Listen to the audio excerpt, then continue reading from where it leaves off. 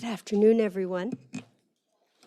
It's a quiet audience here. There are many here, but I want to say also a special welcome to all of you who are joining online. We had 1,000 RSVPs online, so clearly this is a topic that matters to communities all around the country. Good afternoon. I'm Sarah Rosen-Mortel. I have the great privilege and honor of being the president of the Urban Institute and of getting to welcome you today. Before I jump in, I always have to do our words of housekeeping. So today's event is hybrid, and the recording will be posted and shared with you in the coming days on the event website. The speaker biographies and slides are also available on the event webpage. For our virtual audience, we have enabled live captioning. You can adjust that as to your preference. And lastly, we want to hear from you. Our virtual audience can submit questions using the form that is posted on the virtual event page and shared in the chat. And those of you in the room, there's a QR code on your table. Feel free to use it, and we'll gather those for the discussants. I want to say thank you to the Housing Matters Initiative and its supporters here at the Urban Institute. Housing Matters has been the funder to help support not only the body of research on manufactured housing, but this event today. So I gather this is a group of folks who know these topics well, so perhaps I will just repeat what is we all know. The U.S. is facing the most extraordinary shortage of housing, certainly in my lifetime. Researchers estimate that we need 3.7 million additional homes just to serve today's population. And I've seen estimates that are even higher. And over the next decade, that number is far more. We need to be producing housing and preserving what we have. Manufactured housing is extremely well positioned to help us to meet this challenge. It currently represents 6% of our nation's housing stock and has several strategic advantages, most of all affordability.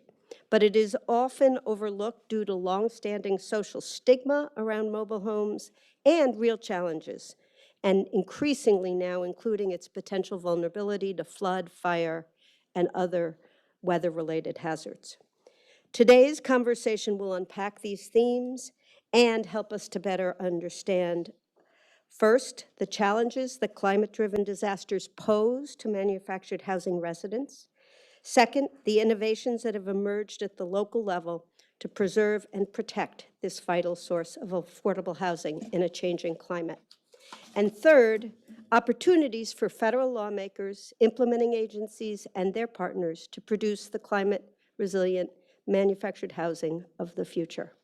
And I was telling folks in the green room before this topic is of special interest to me. I'll be leaving after the first presentation, but I'm going to be listening at home later because in 1993, as a young special assistant to an assistant secretary at HUD, I had the honor of traveling with him to Florida in the aftermath of Hurricane Andrew. And I got to look at the stick-built houses, the pre-HUD code houses, and the post-HUD code houses and how they fared. And I played a minor supporting role, but it was of great interest to me in the increasing the wind-resistant standards in the HUD code for, I think it ended up being adopted in 1994. And I was hearing today about how those homes are faring in today's weather. So this is a point of pride. We hope that through the new research that Urban is doing and this event, we can help to broaden the housing community's understanding of the unique strengths of manufactured housing and its unique vulnerabilities, and better integrate manufactured housing and manufactured housing residents into our conversations, our policies, and our strategies aimed at preserving and producing affordable housing. Andrew Rumbach, who is Senior Fellow at the Urban Institute's Housing and Communities Division, co-leads our Climate and Communities Practice Area and was one of the authors of the report released today. And I'd like to welcome him to provide us a little bit of background about the work that they've been doing. Thank you, everybody, for being here and for being online.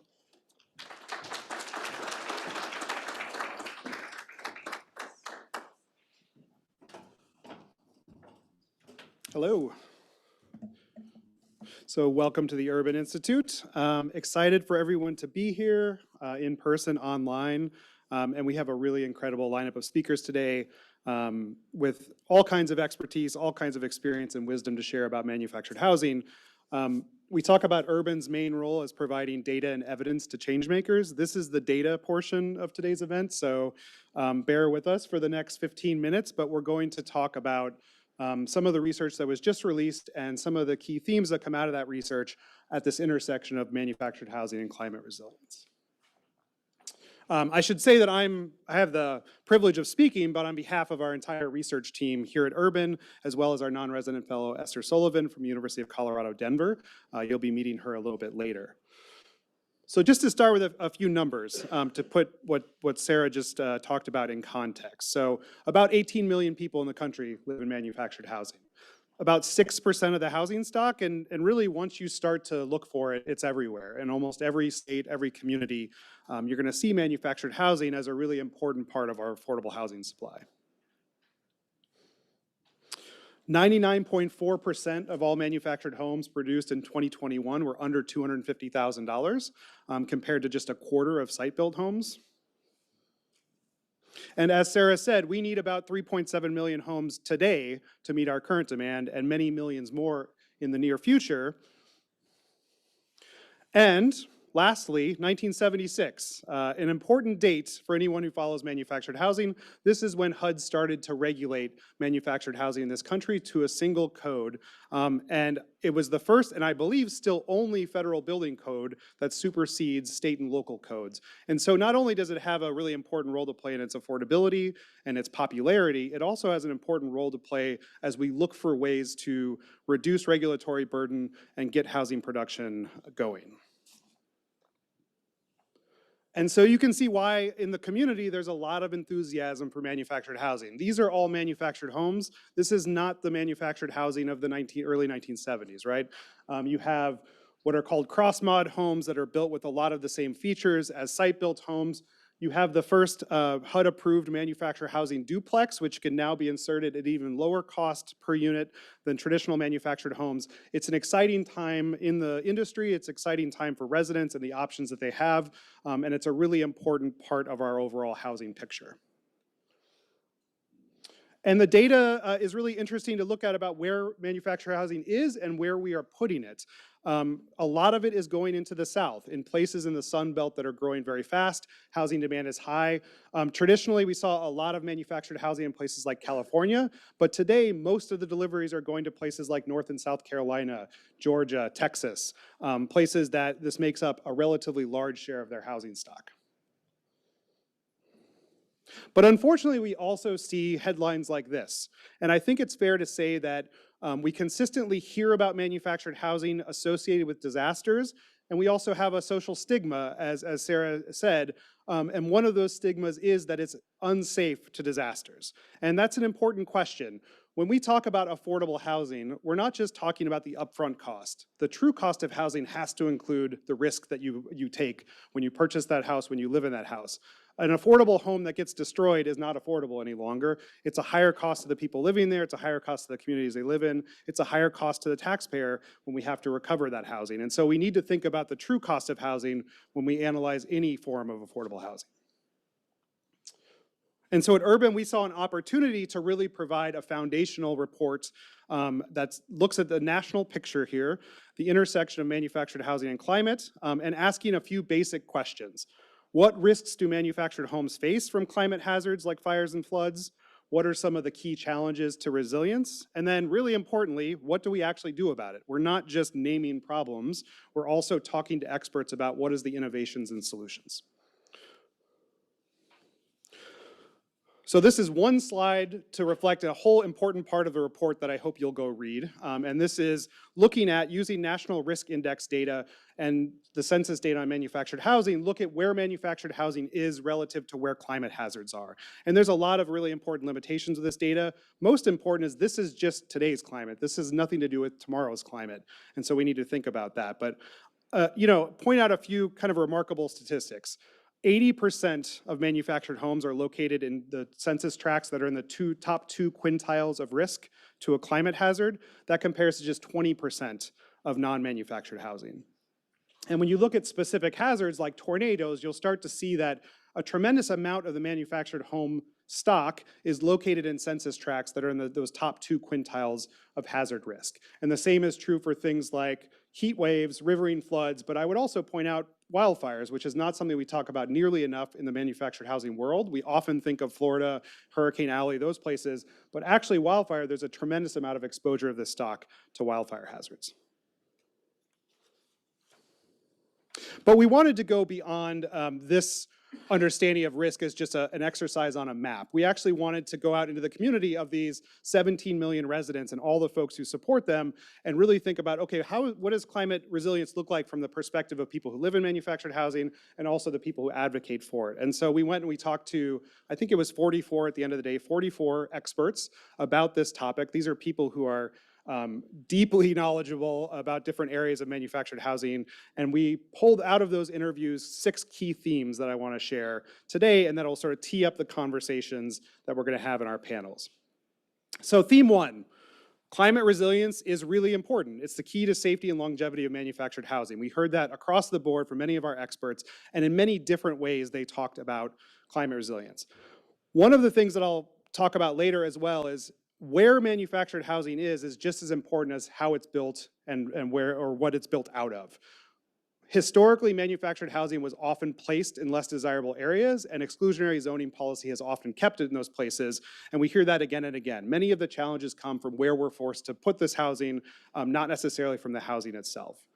We also know that some manufactured housing, especially older mobile homes, those built before 1976, but some of the earlier ones as well, are more vulnerable to climate hazards.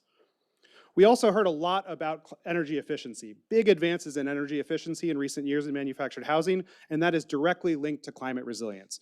Whether it's a heat wave or a cold snap, but other hazards as well, energy efficiency has really, the resilience of manufactured housing overall has really gone up as a result of energy efficiency improvements. And then finally, and this is something we don't touch on nearly enough yet because we need more data, but insurance is a tremendous challenge for people living in manufactured housing. Actually, only 35% of homeowners in manufactured housing have homeowners insurance compared to just 5% of those who are conventional homeowners. For each of these themes, we're going to pull out one recommendation. I hope you go read the report and read all of them, but I'm going to give you one for each. So what should we do about this? Well, one opportunity here is that Congress a few years ago passed the Bipartisan Price Act, which put for the first time several $100 million into improving the resilience of manufactured home and especially manufactured home parks. And there's a great opportunity here to both learn from what's happening with the implementation of price and also potentially to provide those kind of resources in the future. Theme 2, the construction and installation of manufactured housing needs to reflect our climate reality. We heard a lot from experts about not just the challenges, but also some of the innovations that have happened recently. So again, energy efficiency, it bodes well for resilience, right? They've solved a lot of problems with energy efficiency, how to manage the cost versus the inputs, how to maintain affordability while also becoming more energy efficient. The same could be true for resiliency. There's a clear opportunity to address more hazards in the HUD code. There's quite a bit of thinking in there about wind, for example, but there's other hazards that could be thought of explicitly and incorporated into future HUD code updates.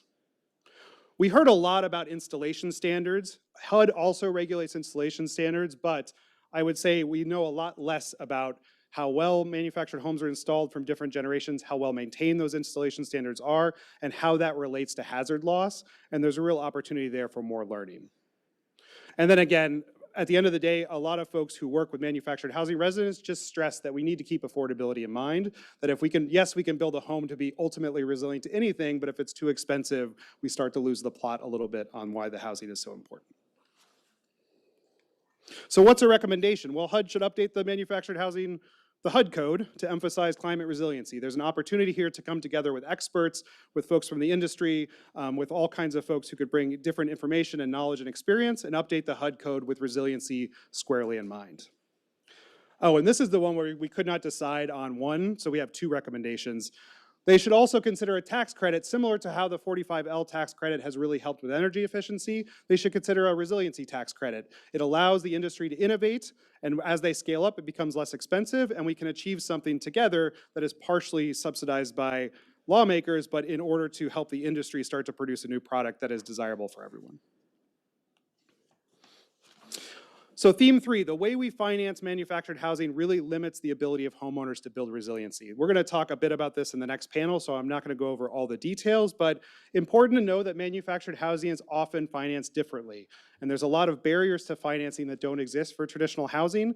And the people who live in manufactured housing often run into financing walls where they can't do what other homeowners do, where they borrow against the value of their home to invest in things like a new roof or better windows or other resiliency improvements. Those same tools aren't necessarily available to them. And we also heard from experts that we actually have a lot of these tools already in the federal government. The GSEs should really explore ways to expand pathways for people to leverage their home equity, explicitly to invest in resilience, or as a byproduct of that, right? Improving the financial access of people living in manufactured housing generally would also improve it for resiliency. It doesn't all have to be resiliency focused. Many things we could do to improve the everyday lives of people would also have a benefit to resiliency. Theme 4, significant steps need to be taken to address the resiliency of existing manufactured housing. We learned a lot and collected a lot of data on these pre-1976 homes. We actually just published a blog specifically on this topic.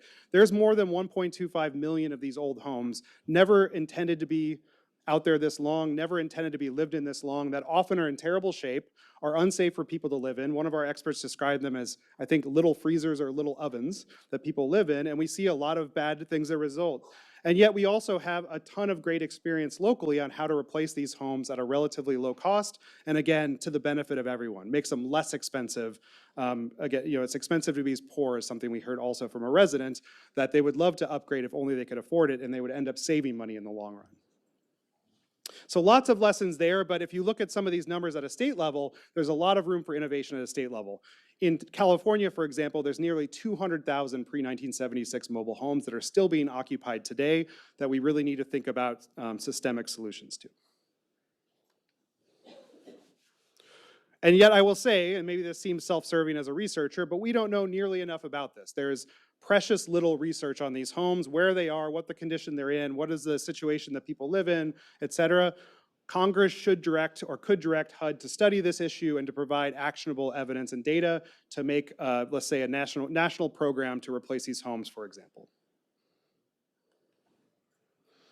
And then the last theme we saw is that, and this is this is second to last, manufactured home communities face unique barriers to building climate resiliency. We're also going to talk a lot about this in the next panel, but people who live in sometimes called mobile home parks, it's different than living on a private piece of land. There's all kinds of challenges that come with this divided tenure where you own your home, but you rent the land underneath. And there's specific resiliency challenges associated with that. If you're living in a mobile home park, you can't necessarily improve the infrastructure in your community, or you can't take part in a decision-making process. You can't take a post-disaster buyout. The owner of the park gets that buyout. You don't as a resident. There's lots of specific challenges of parks that need to be addressed oftentimes individually or as its own category. And yet there's also a lot of innovation out there, things like resident-owned communities. We're going to have someone from Rock USA speaking here in a little bit. And that, again, there's lots of innovation that we could lift up and scale at a national level. And one idea that came out of our interviews was, HUD should really think about resiliency standards for parks. We have resiliency standards or similar standards for homes. What about parks? And why don't we condition certain kind of loan programs that go to parks and say you have to meet certain resiliency standards? What would that look like coming out of HUD as this unique federal regulator of this housing type? And then our last theme. The local regulation of manufactured housing limits its potential as a climate resilient housing. As I said before, where manufactured housing is matters just as much as what it is. And we have a history of racist, exclusionary land use policy, often putting manufactured housing and manufactured home parks in industrial areas, next to plants for workforce housing, and then often zoning codes on top of that that say you can't build it anywhere except for where it already exists. We've locked in many of these places into risky areas where if we could only have some spatial freedom to move them or to rebuild somewhere else, the risk would be lowered dramatically. There's a ton of local barriers to doing that, and it's a theme that's getting more attention, thankfully, in recent years, and it's something we need to think about a lot more as housing advocates. And one recommendation here is that I think one of our speakers in the second panel will talk more about the chassis requirement, but we still require that all manufactured homes ship with a permanent steel chassis. It makes them more expensive to build. It makes them awkward to install, which is why they're often up in the air. But it also makes them difficult to use as infill sometimes. And so removing the chassis requirement, which has a lot of bipartisan support right now, would go a long way to allowing manufactured housing to be a more flexible housing type that could be inserted into more urban contexts and get past some of these local barriers that exist. So that's an overview of the report. I'll have a QR code in here in a second, and we'll share it in the chat online as well. But I hope you look at the whole report. It's a ton of foundational information. And from our perspective, there's a need right now. There's a pressing need for affordable housing in this country. There's also a momentum and energy about manufactured housing itself. And there's also the real challenges that we're facing with climate change. And so we see here at Urban, we see a real opportunity for a national provider of data and evidence to help with folks at all levels, whether it's local all the way up to federal lawmakers, to understand manufactured housing better and to craft important policy, legislation, programs, et cetera, to support people who live in it. So we have a few areas that we plan to start rolling out and through a dedicated focus on this topic. One is just providing some of that national level data that doesn't exist right now and is really important for actually making decisions that have state and local implications. We also need to really think about the specific policy needs of manufactured housing. I mentioned disaster recovery. That's an area where we often see our existing policies don't work at all for people living in manufactured housing, and we need to know more about that. We can also, there's a ton of local innovation happening, local level, state level. And when you talk to folks who are working at that scale, they often say we're not talking to one another as much as we could be. And there's opportunities there. We could really bring people together, evaluate what's happening, but also share these different strategies and think about what is scalable. And then finally, we could do things like we're doing today. We can get together, we can learn from each other, we can problem solve in a way that we can make real progress and start to build the manufactured housing of tomorrow, which is climate resilient as well as affordable. So data part is over. Now we get to the evidence part and the experts to talk about this. So I'm excited to welcome our first panel.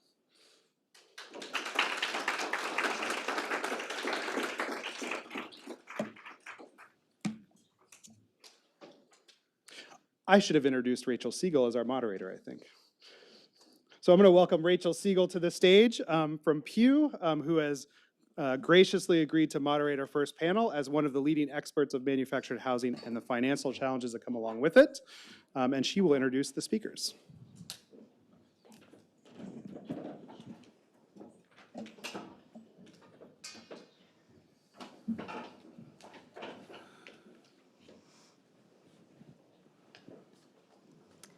Great, thanks everyone.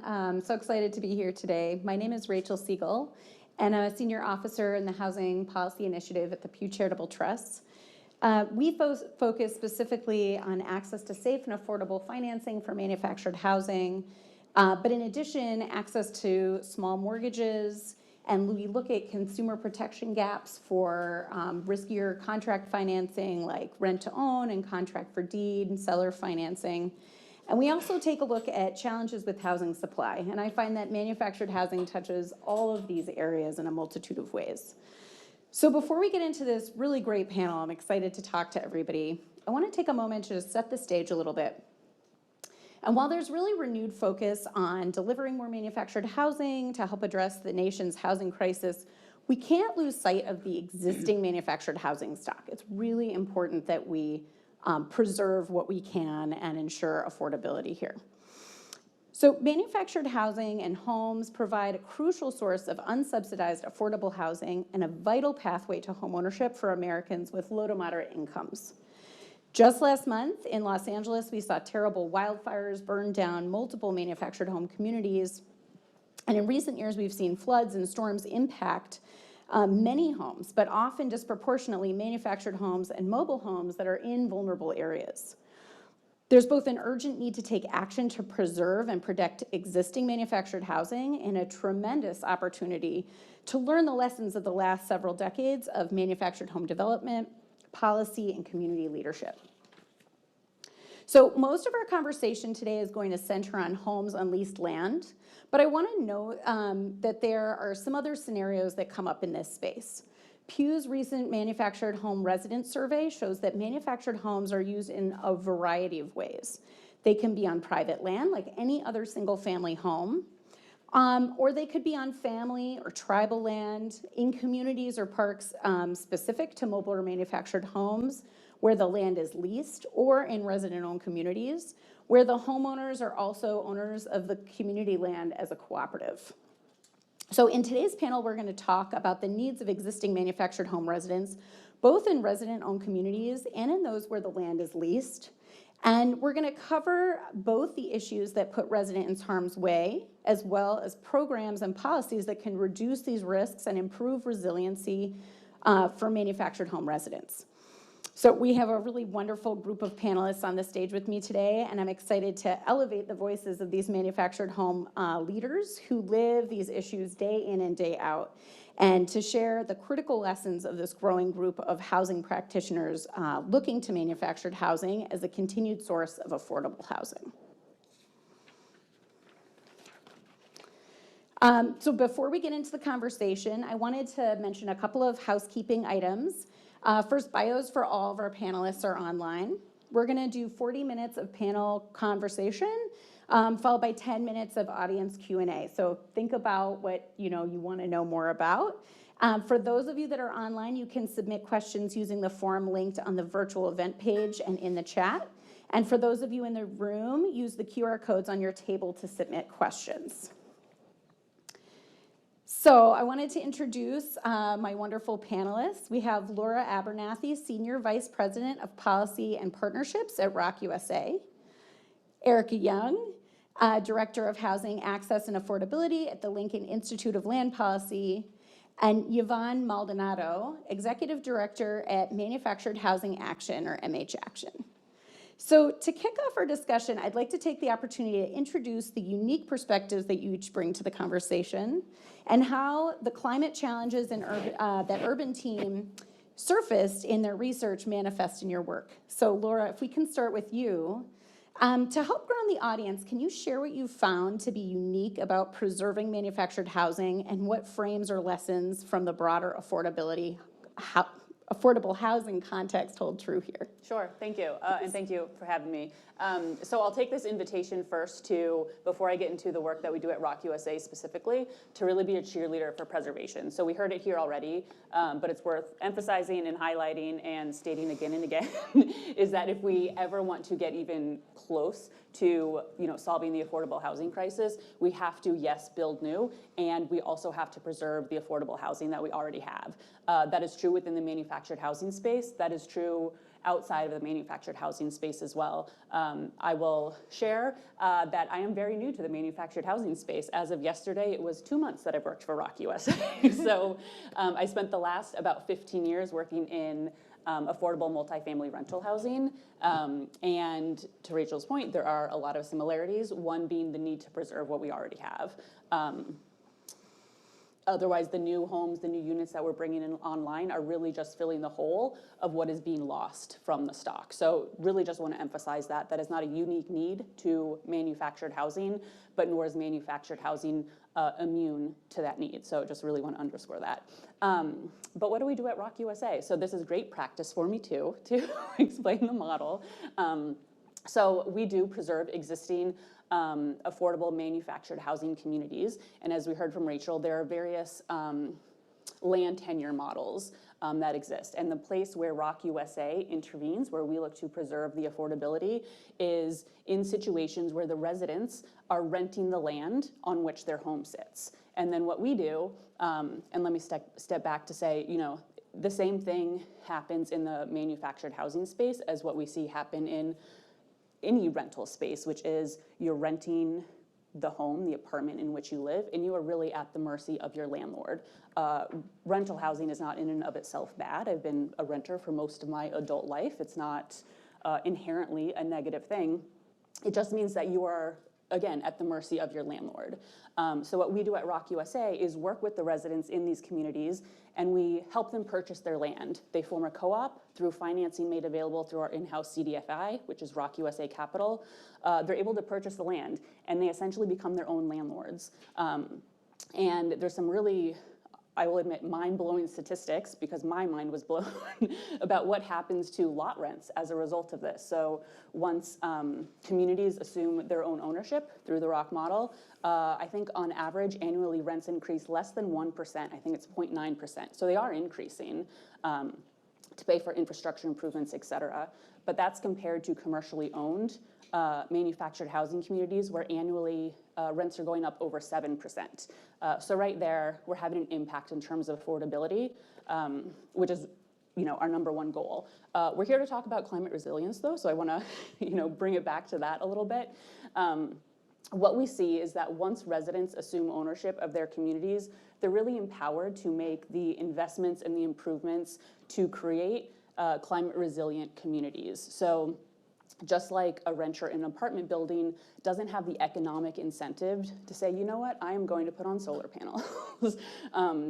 A person who lives in a manufactured home in a manufactured housing community owned not by themselves lacks the economic incentive to make sure that the community doesn't flood, lacks the economic incentive to think about solar panels on the community. So by creating an ownership opportunity for residents through resident-owned communities, you're creating that incentive. And we've seen it play out even in my short time at ROC USA. I've already learned about at least one example where a community always had standing water anytime there was a rain event. And that was when it was not owned by the community. So through ROC USA, we converted it to a resident-owned community, a ROC. And I believe it was actually on the same day that the last check cleared for the work that the community had prioritized to a flood mitigation strategy, that there was a major storm that passed through the area. And that community did not have any standing water on it, whereas the surrounding communities, the surrounding homes, whether site-built or stick-built, I'll say were underwater. That doesn't mean that they were all flooded out, but they did not weather the storm quite as well as this resident-owned community because the residents had been empowered to take the steps that protected their homes. They didn't want to see the value of their homes depreciate. They knew that by investing in the community, it was an opportunity for them to not only improve their day-to-day lives, but really think about their financial future as well. Thanks. Yvonne, let's turn to your experience. You've been working with resident leaders in manufactured home communities across the country. And when you think of residents and land lease communities that you work with, how prepared are their homes to address climate challenges like severe weather events? What barriers to resilience exist among residents that you engage with, and how are resident leaders working to improve resilience? Thank you. So it's great to be here. Thank you, everyone. Great questions. So I will start with saying that preparedness it varies because these older homes that are communities that have older homes in them that are more in a rural area and in the rural area more is, and these older homes, these communities, the park owners really don't have anything in place for the residents because we live in these parks, but we don't own the land, so we're very limited to how much we can do to protect ourselves from the climate and from the bad weather. A lot of these homes do not stand any heavy wind or a snow blizzard or intensive heat. A lot of these communities also, even though you own the home and you're in the community, they're not allowed to put like air conditions on the windows. So what does a family do, or even our seniors? Let's go high with our seniors, the most vulnerable people that we have in the population is like, you got 80, 90, 100 degree outside, and you're not allowed to put an air conditioner in the window. The most thing you will hear from me in the line of work that we do, and in the contact we do with residents is you have these private investment trust companies, these private equity investors that are coming in and buying our communities and making them, unresilient. And the climate, they're not taking care of it. They don't want to, the very first thing they do is they raise rents, they raise fees, and they cut back on maintenance. They don't take care of the infrastructure. They don't take care of the storm sewage. So if there's a flood, we don't have, a lot of communities I've been, residents I visit, they don't have a sewer drain. So when it rains and we get these heavy pouring rains, the water has somewhere to go. And they don't really respond. So there's really no protection, no resilient solution there for them. So it's like, we need to, I think the best thing is for these families to be able to have, a lot of times they don't know where to go. They don't have resources. Having some kind of resources, for them to know the resources that are out there, for them to know if there's any kind of grants or anything that could help them to do some kind of protection towards resilience and climate, flooding, snow blizzards, heat waves, it would be fantastic. Yeah. And I'm sure we're gonna dig into, I have so many follow-up questions, yeah. but I'm not gonna go that way yet. Erica, can you talk about what your research says about the risks of climate hazards to existing manufactured housing and residents? And how does maintenance of the home and the land play into the role in the ability of households to respond and adapt to climate events? Of course, this would Sorry. be when I would start coughing. I am so sorry, everyone. Yes, I'm going to build off of what Andrew discussed about the aging housing stock. A great example, or a sad example, is that in Arizona in 2023, 35% of the heat-related fatalities took place in manufactured housing, while it only made up 5% of the housing stock in the entire state. So sit with that for a minute. They also finally responded by saying, you can't have a law in Maricopa County where you deny people the right to put in a cooling system. Excuse me.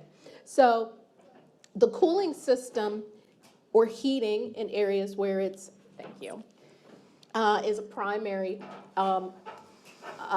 focus of our older homes. And there's a kind of, I think Andrew alluded to it, there's kind of a thing where we talk about pre-1976 codes, but the ones that were done before or after, I guess before the upgrade in the 1990s, in some cases the quality is even lower, is some of the research shows that. And replacement is a challenge. I know we're going to talk a little bit more about replacement, but the other thing to focus on, and I was talking to a couple of colleagues about this, is that as things like the tornado alley is shifting. I don't know how many of you are from the Washington, D.C. area, but I'm sure also among your audience, there's lots of places where they're getting tornadoes that never had tornadoes before, or they were a once in a 100-year event. So the 3 codes that are established now for wind are great, but what about the existing homes? How are they tied to the foundation? We're seeing a lot of photos that have shown from the flooding in North Carolina, and you see these homes washed away. And I think that Ms. Wattel spoke about Andrew. One of the things that happened in Florida is that they implemented after Andrew stricter standards at the state level for installation and tie downs. So those homes have actually performed much better, even with the stronger hurricanes coming in. But if we don't address those aspects of our existing housing stock, our existing manufactured housing stock, are they tied down to foundations properly? Should their foundations be upgraded? Can they be allowed heating and cooling? And more important, can they afford the heating and cooling? So those are some of the issues that we're grappling with about basically how do you deal with making sure that the existing housing stock actually can be upgraded what needs to be upgraded. So it's not just like a site-built home where you're looking, you're like, well, I need to look at my windows and I need to look at leaks. There's a lot more factors that go into ensuring that existing home stock is safe. Great. That's really helpful. And so when we think about manufactured housing, it's clear that there's a wide array of quality depending on standards. And so one of the themes in the presentation from Urban is this particular risk of older homes, mobile homes, that are built before 1976, before the HUD code was in place. And Erica, depending on how your cough is, I could go to you or I could go to Yvonne. No, I'm good. Are you okay? I'm good. So kind of as you started to allude to, when we're thinking specifically about the pre-1976 homes, how do you juggle the tension between replacing versus retrofitting? How have states handled this issue? And are we seeing any trends out of the PRICE program awardees? So I'll start with the PRICE grant awardees because I think this is one of the most stark parts of it, and that is it was a program that had $225 million allocated over 5 years to tribal governments, state, local government agencies, as well as like nonprofit developers, ROCs, and it could be used for improving infrastructure or it could be used for replacement. 225, we had an estimated $1.5 billion worth of requests. So that should show you the amount of demand there. So that would include both requests for replacement, requests for upgrades of entire parks, or in some cases, a mix of that. So the need out there is great. We recently produced a case study at the end of 2023 that looked at some existing programs to do replacement of manufactured housing. It's been kind of hard to do that. There's a couple of different challenges. Some of the easier ones, I'm not going to say easier, some of the more surprising but understandable are people's willingness to take on new debt. The other thing is there's two types of folks who own these older homes. Many of them have bought them secondhand, which means they've already, if you have to buy a manufactured house secondhand, your options for credit are pretty low and your options to be able to save to upgrade are really low. And then the other part of that are senior citizens. We know that it's like a site-built home. This is where they've raised their family. This is where, you know, they got married and moved in and they have Thanksgiving dinner with their children and their grandchildren around the table. And it's really hard to tell them, as much as it might be frankly falling apart around them, to say, one, you should take on some debt, and two, your house is not safe. You need to just move into a new house. That's a hard thing to get through. And I know, Yvonne, you've talked to your members. Replacement is a psychological challenge as much as it's a financing challenge. Weatherization is a challenge because is the building still structurally sound enough to accept upgrades? I could tell you just from having a 1952 site-built home, it was really expensive and we had to move out. So those are some of your challenges, and just the lack of financing options, the lack of ability, because of how these homes are titled, it limits their ability. They're titled as personal property, so they can't get equity out of them. It was also a time where these homes, the way they were built and designed and constructed, those are the ones that haven't appreciated in value. So there is a split there, as much as I like to say, oh, they can appreciate just like a site-built home. Well, if you don't touch a site-built home for 50 years, it's not going to have appreciated that well. Much more dramatic in terms of manufactured housing, I would say. Yvonne, can you talk about what this looks like in the communities you work with? Sure. So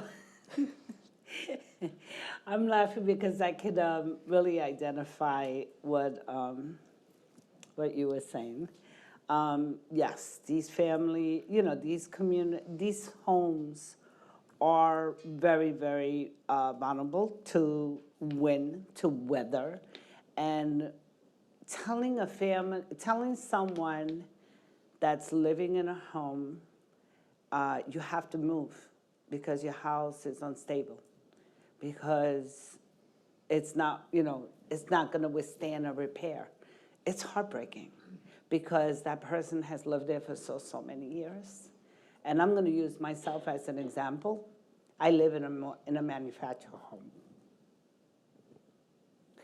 I've lived there 11 years. Do I want to move? Do I want to leave my home? No. Can I afford to pay $10,000, $15,000 to repair my roof? No.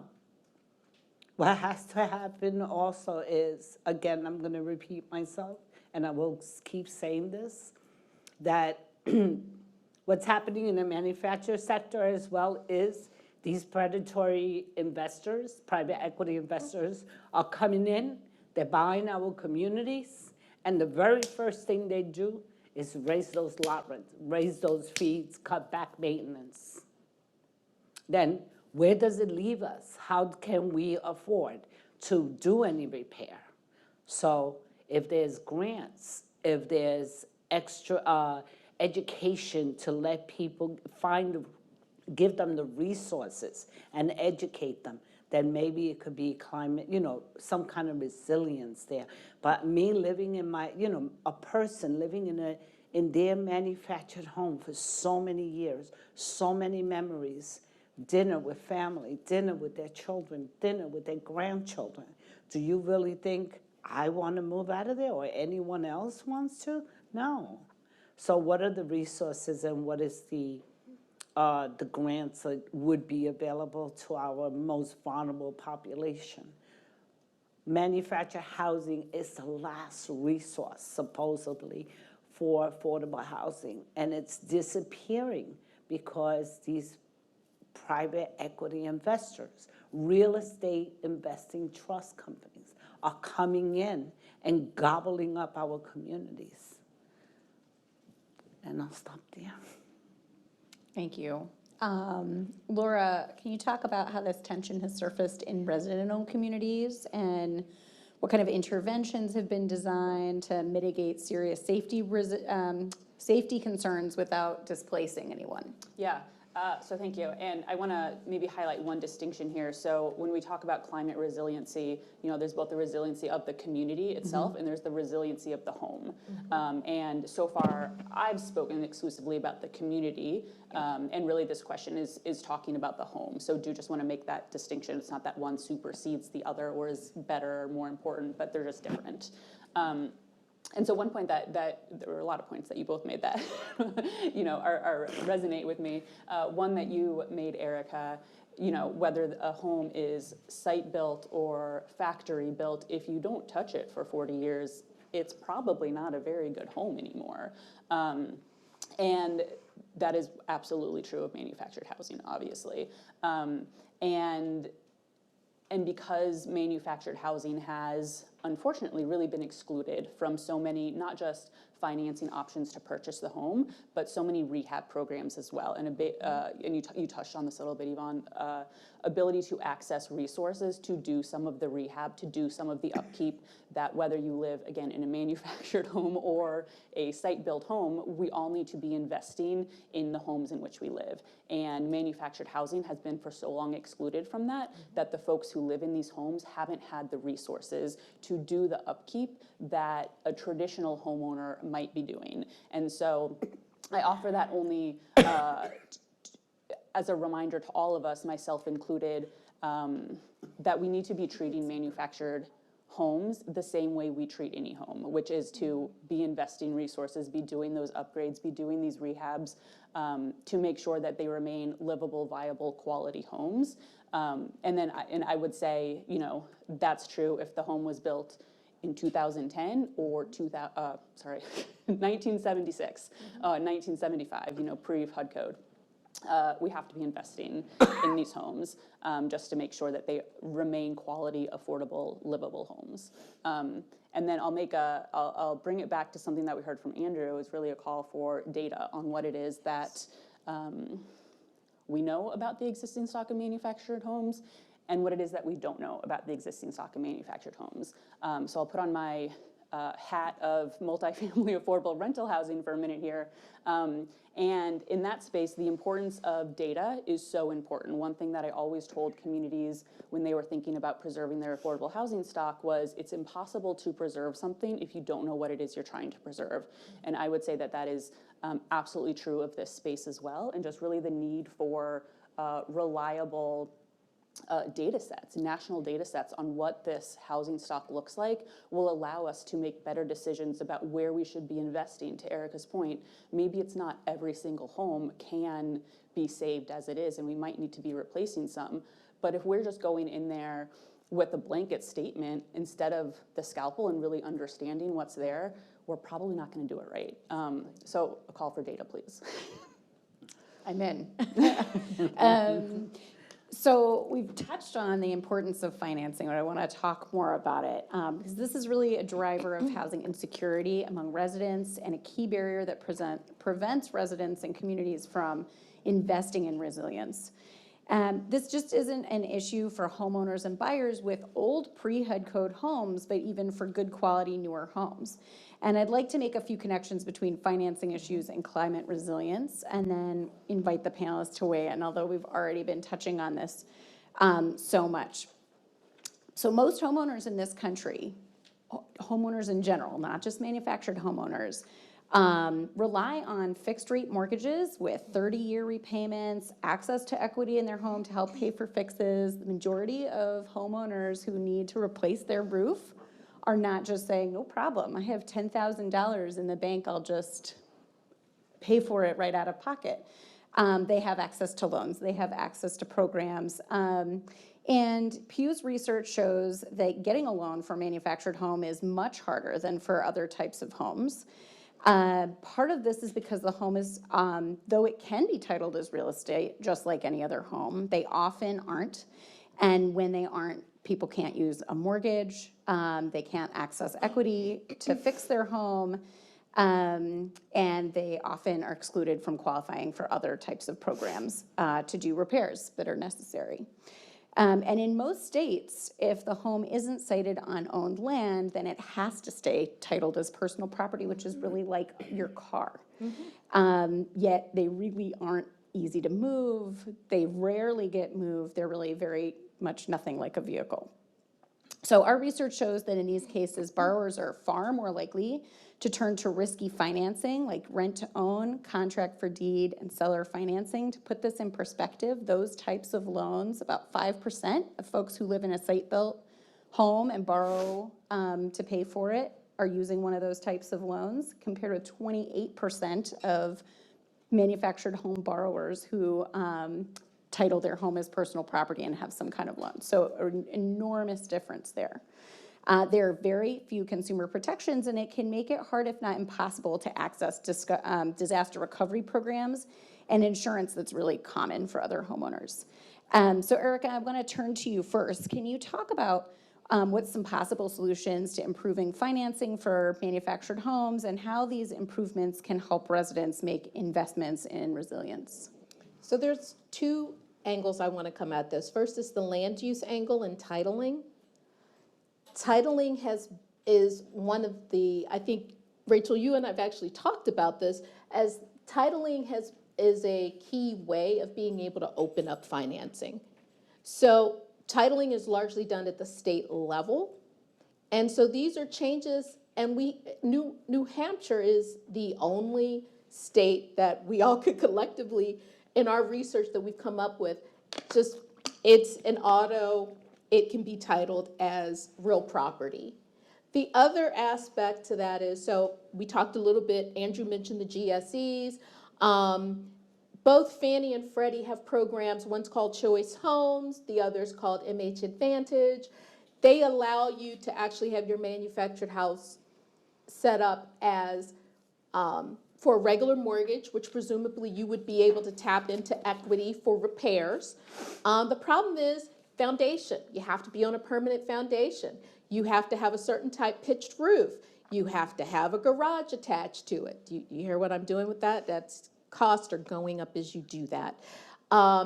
The other thing is when people go to buy the homes, the dealers don't even let them know that there's an option either for those homes if they're on a better foundation or a different type of foundation affixed to the land. I don't want to say better, but they don't let them know about that. They also don't necessarily let them know that there are other alternatives, giving confusion that people own manufactured housing and think they have mortgages. So clarifying and providing better guidance to individuals about when you buy a manufactured house, what are your options? What are your longer term finance options could be helpful, because in the end, it's going to lower your cost. There's also one thing that a lot of us worked on getting, where the Title I loan rate was down around, I think, 60,000. It was the highest amount, and you can't buy a manufactured house really for that. We got the limits increased up to around nearly $200,000. And the problem is we need more lenders to actually know about the Title I program that they can use and offer to their to individuals who come in who want to buy a manufactured house. But a lot of this still, as I said earlier, it goes back to titling, because that's the key to unlocking a lot of conventional financing. And we can see that using New Hampshire as an example. There's starting to be data that comes out to that. Yep, thanks. Laura, the homeowners in your resident-owned communities often own their land as a co-op, or generally do. What does access to financing look like for most of these homeowners and buyers, and how does that influence resilience?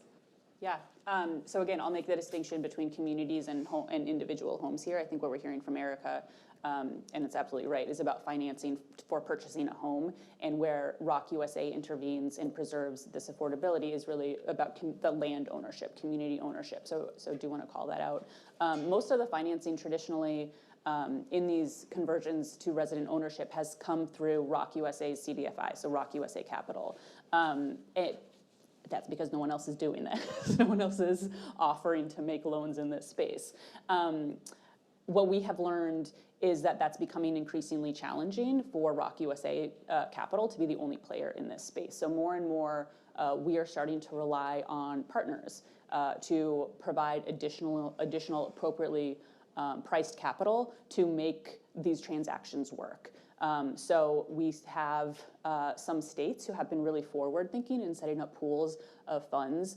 Colorado has a giant pool, both with public and private partners. Washington State Housing Finance Corporation, WSFIC, their state housing finance agency, has been really forward-thinking in setting up these funds to provide resources that then Rock USA Capital can blend to make these transactions, to make the sale of these communities to residents affordable, because there's not, a ton of products out there for residents to access to make this work. So that's sort of a change in how Rock USA and how this entire industry, if we can call it that, has operated.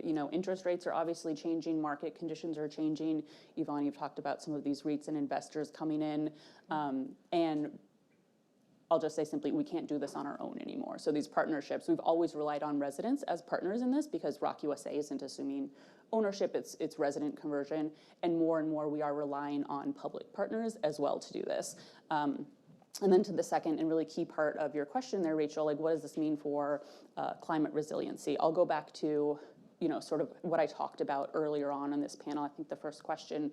But what we've seen is that once residents do assume ownership of their community, regardless of where the financing came from, there's an economic incentive and an empowerment for them to make these investments in the communities to make them increasingly climate resilient. And that doesn't matter if the money is coming from Rock USA Capital, if it's coming from your state HFA, if it's coming from your uncle. You now own the land, and that just means something different. Yeah.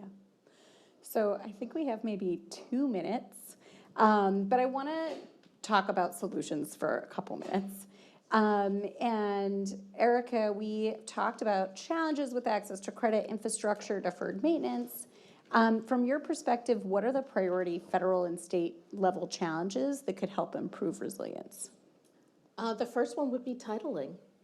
The ability to turn that piece of, that home into a piece of property that you can then leverage to maintain greater disaster resilience, greater climate resilience. The other one I would mention are foundations.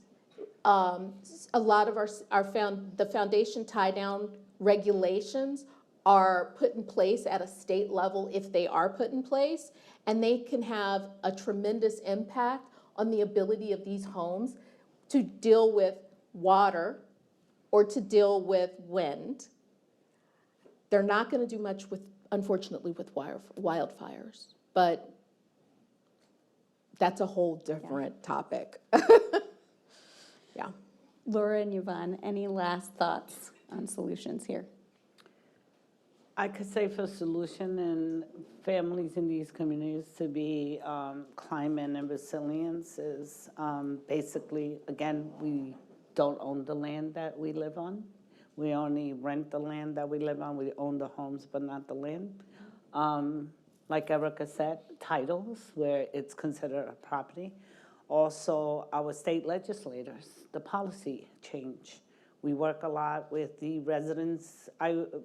MH Action works a lot with residents nationwide, and we do try to approach our legislators for change, for policy change, for more protections. There's many states, quite a few states, I can't think of them on the top of my head. I do know that New York, Montana, I think Virginia maybe, there's a couple of them that has the right of first refusal. What does that mean? Right of first refusal means if these predatory park owners that we are under, if they decide to sell the park, we have the right to purchase it, whether it's with ROC, cooperative, whether it's nonprofit, whether it's land trusts. And we really, that's who could really give us the resources as well. Government agencies, DHCR, can step in and give grants and make the financing available for community-friendly model, because it's really critical. It's housing. It's a problem. It's a crisis right now, all across the board for everyone, for every single one, probably all of us in this room and everyone online. So it's really important for our federal level, state level, to step up and really protect us and come up with solutions with us and to work with us to make sure that all families have a decent, affordable, vibrant place to call home. Thank you. Thank you. Laura, last thoughts? Yeah, thank you. So I'll underscore, what we've heard on this entire panel, but I'll share, when I was onboarding at Rock USA, the resident ownership model was explained to me as a three-legged stool, and this has really resonated with me. So you've heard me talk about what I'll now identify as those three legs in different pieces. So one is financing, and you've heard me talk about that in various ways. One is to actually acquire and convert the community to resident ownership. The second is access to resources and financing to do those necessary upgrades on the actual homes. So access to appropriately priced capital. Talk about some best practices, Colorado, Washington, and there are others who are really helping us make this work.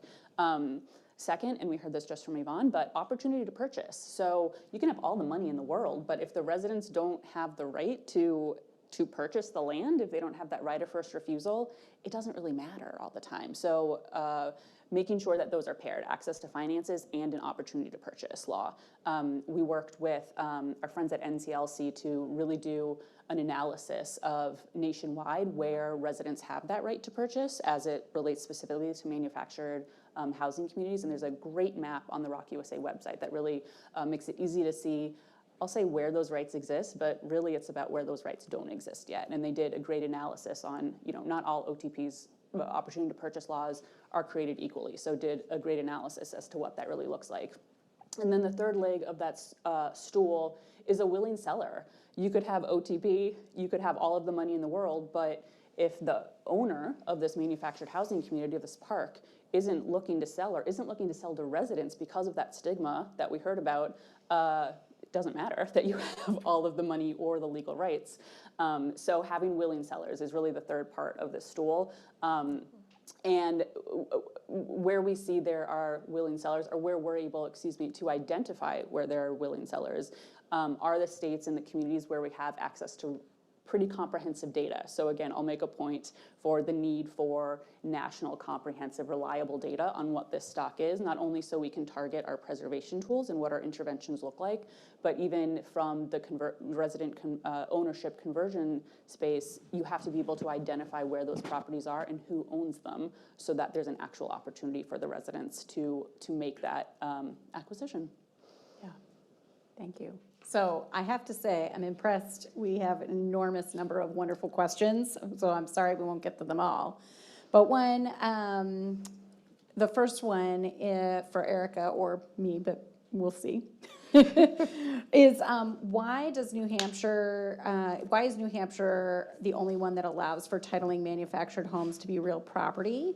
And are other states considering a change? Are there any other potential federal policy solutions to this problem? And so I guess one clarification I'll throw out and then add in is that there are a lot of states where manufactured housing can be titled as real estate, but New Hampshire's the only one where it's automatically titled as real estate.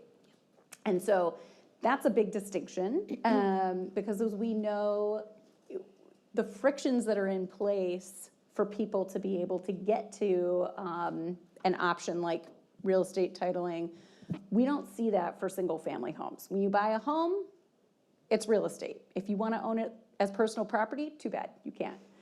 You're going to own it as real estate just like any other home, except for a manufactured home. And in all the other states in the country, it's automatically titled as personal property. I have seen some examples of states that if the home is going to be put on its own land and is going to be permanently affixed, then it can skip the personal property scenario, but there's a lot of caveats there. Erica, what else? What am I missing? What else can we say? I could say a lot, but too much. I guess I will have it said, I mean, full disclosure, Rock USA is where? Headquartered where? New Hampshire. Right. So I think there are a variety of factors about why it's New Hampshire. There's whole parts of the country that you pay a card tax on, that if you live in what I'll call northern states, that's completely unheard of. There's just a lot of different states and how they were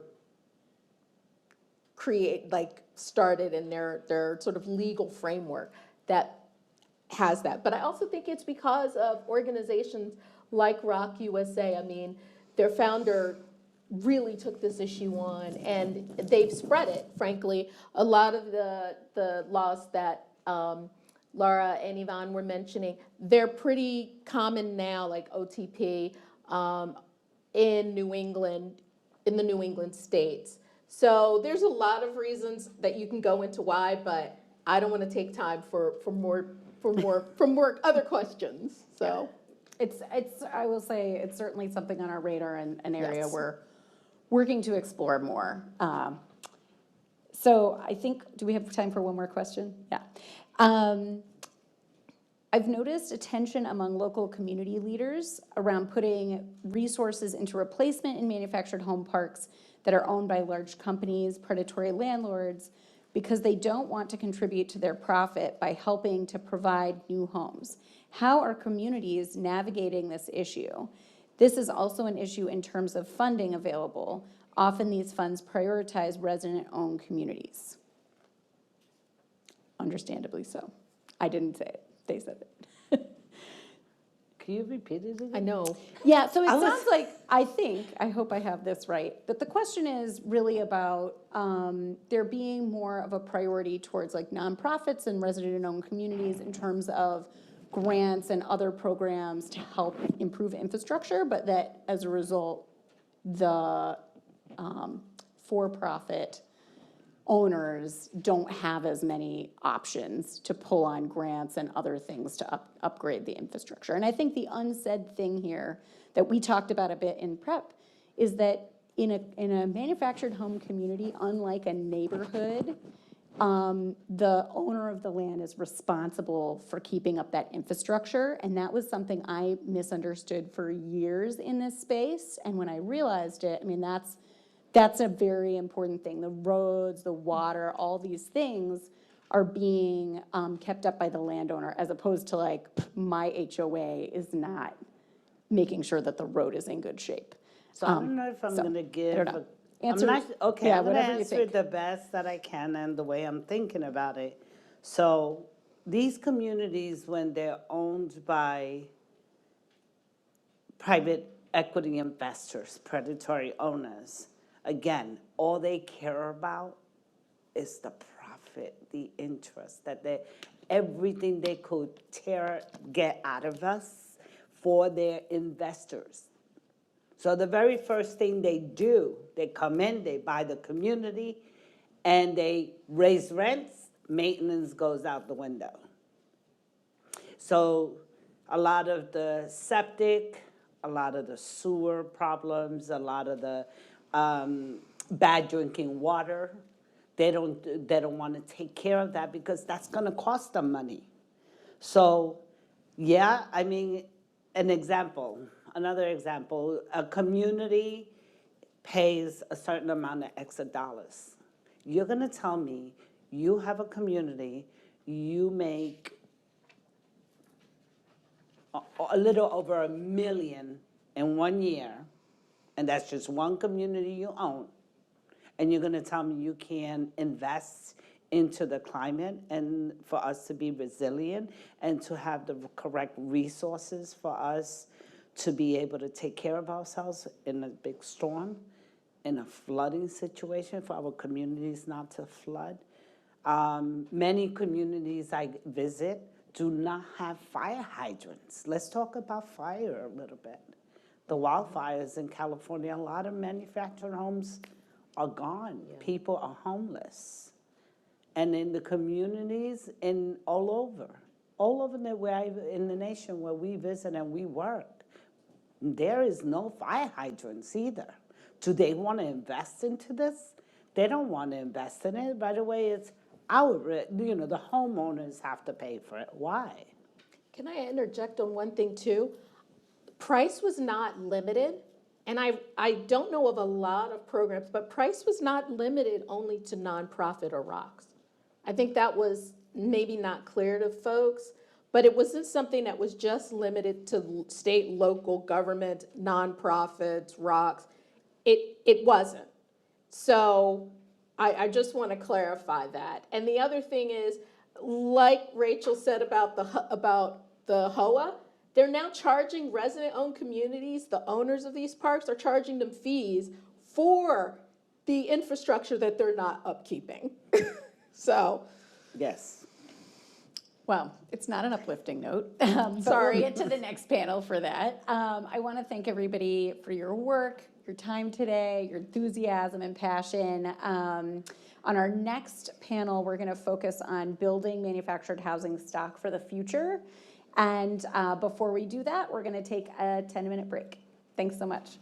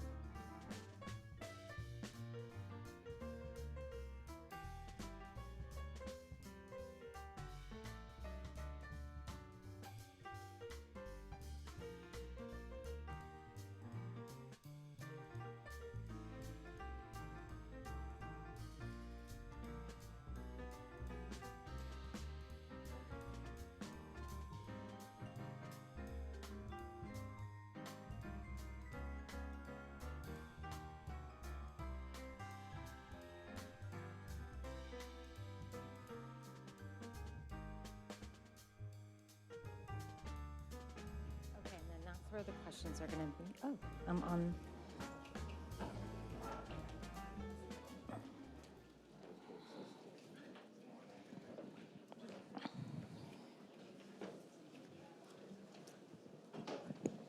Start.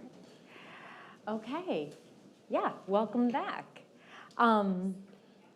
I'm Esther Sullivan. I'm an associate professor of sociology at the University of Colorado, Denver, and a non-resident fellow here at the Urban Institute. I study affordable housing, and a large part of my research over the last 15 years has been specifically on manufactured housing and manufactured home communities. As we've been talking about today, manufactured housing is just a critical source of affordable housing in this country, and it's also an incredibly important source of low-income home ownership. So it's like 1 out of every 5 homes that's purchased by a first-time low-income household is a manufactured home. But for these homes to really be a solution to our affordable housing crisis, we need to ensure that they're both affordable and resilient. And so in this panel, we've talked a lot about the preservation of the existing housing stock, and in this panel, we're going to move to thinking about the future of manufactured housing and expanding the supply of manufactured housing in different contexts. So I'll remind you, we're going to have 45 minutes for discussion and then 15 minutes for Q&A. And I'll remind you that for those online, you can submit your questions using the form that's linked on the event page and then in the chat. And for those of you in the room, you can use the QR code that's on your table. For our panel, we have an incredible panel with just a diversity of views. Their bios are also, their extended bios are online. But I'll just briefly introduce, and then they'll talk a little more about their work. Mark Kresowick from the American Council for an Energy Efficient Economy, ACEEE, who's Senior Policy Director there. Marion Cake, who's Vice President of Affordable Housing Development at Project Homes. Stacy Epperson, who's founder and president of Next Step Network. And Dan Hardcastle, who's a former senior advisor at the U.S. Department of Housing and Urban Affairs. Housing and Urban Development, HUD. We do urban affairs too. Well, I'll start with Stacy. So I think there's a big question on many people's minds when they think of manufactured housing and climate is just how safe is it? Can it also be scaled up, safely in a country with significant climate challenges? So Stacy, can you start by introducing your work at Next Step and describe the ways that you are encouraging the industry to produce both sustainable and resilient manufactured homes? Sure, Esther. Let me really start with our mission. So it's putting sustainable home ownership within reach of everyone, and that word sustainable is really key for our work. And in the room, on the call, there are many housing practitioners and advocates joining us from across the country. And I'm wondering how many of you are considering manufactured housing as part of your strategy. And if you're not, we encourage you to take a look at this evolving, modern, new manufactured home being built today. It's priced right for lower income families. And I got into this work because I had this feeling as a practitioner that housing prices were going to continue to go up, and one day we might face subsidies going down. Well, I think we're here. And it's really a solution hidden in plain sight. It's a big part of how we scale affordable housing production in this country. We have an existing building infrastructure that builds cleaner, greener, faster, costs less. It costs less than building on site, and it reduces environmental impact. Now, you may have looked at it 5 years ago, 10 years ago, and you might have thought, well, that looks a little complicated, or, that financing is really maybe difficult. Or you may have not seen the quality or energy efficiency that you hope to. I urge you to take that new look today because it's really never been better. And most Americans now need a home costing less than $250,000. And really, in my mind, there's only one place left that you can buy a home for that cost, and that's if it's built in a factory. Now, at Next Step, we operate on the principles of manufactured housing done right. And that means giving home buyers the knowledge, support, high-quality, energy-efficient homes they deserve.